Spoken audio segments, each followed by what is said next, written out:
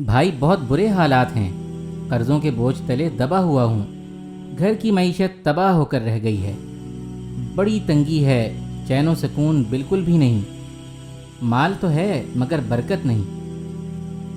آپ نے ایسے جملے اکثر لوگوں کے منہ سے سنے ہوں گے، اور اسی طرح یہ بھی سنا ہوگا کہ ملک کے قرضے اربوں ڈالر بڑھ گئے ہیں، کرپشن حد سے زیادہ بڑھی ہوئی ہے، امپورٹس گھٹ کر رہ گئی ہیں، روپے کی ویلیو گر گئی ہے، ریکارڈ توڑ مہنگائی ہو گئی ہے، ملک کی معیشت تباہ ہو کر رہ گئی ہے، بڑی تنگی ہے اور بڑی بے چینی ہے۔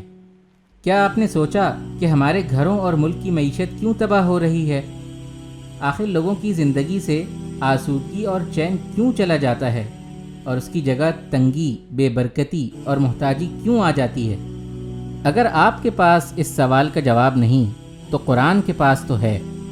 معیشتیں ان کی خراب ہوتی ہیں جو اللہ کی بات سے منہ موڑ لیتے ہیں، اور جو میرے ذکر یعنی درس نصیحت سے منہ موڑے گا اس کے لیے دنیا میں زندگی تنگ ہوگی۔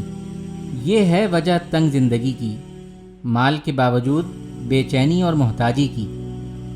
آئیے دیکھتے ہیں کہ ہم اللہ سے کہاں کہاں منہ موڑتے ہیں۔ اللہ تعالیٰ کہتا ہے کہ عبادت صرف میری کرو، ہم شرک میں ملوث ہو جاتے ہیں۔ اللہ تعالیٰ کہتا ہے کہ میری یاد کے لیے نماز قائم کرو، ہمیں سب کچھ یاد رہتا ہے مگر نماز یاد نہیں رہتی۔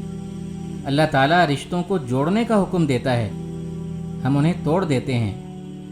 اللہ بیٹیوں اور بہنوں کو وراثت میں حصہ دیتا ہے، ہم انہیں محروم کر دیتے ہیں۔ اللہ اپنے نظام کو قائم کرنے کی جدوجہد پر ابھارتا ہے، ہم انسانوں کے بنائے ہوئے نظاموں کے لیے سرگرم رہتے ہیں۔ اسی طرح پاکستان پر بھی ذرا نظر ڈالیں، ہم اپنے ملک میں اللہ کی نصیحت سے منہ موڑے ہوئے ہیں۔ کیا یہ حقیقت نہیں کہ ہمارے حکمران اللہ کے بجائے غیروں کا حکم مانتے ہیں؟ کیا ہم نے سود کو جاری رکھ کر اللہ اور اس کے رسول سے جنگ نہیں چھیڑی ہوئی؟ کیا ہماری پارلیمنٹ اللہ کی شریعت کے خلاف قانون سازی نہیں کر رہی؟ کیا ہماری عدالتیں اللہ کے قانون کے خلاف فیصلے نہیں کر رہی؟ کیا ہمارے عوام چھوٹے چھوٹے فائدوں کی خاطر غلط لوگوں کو ووٹ دے کر اللہ کے حکم سے منہ نہیں موڑ رہے؟ اگر ہماری معیشت خراب ہے اور ہماری زندگیاں تنگی کا شکار ہیں، چین و سکون غائب ہے، تو اس کی صرف ایک وجہ ہے، اللہ کی نصیحت سے منہ موڑنا۔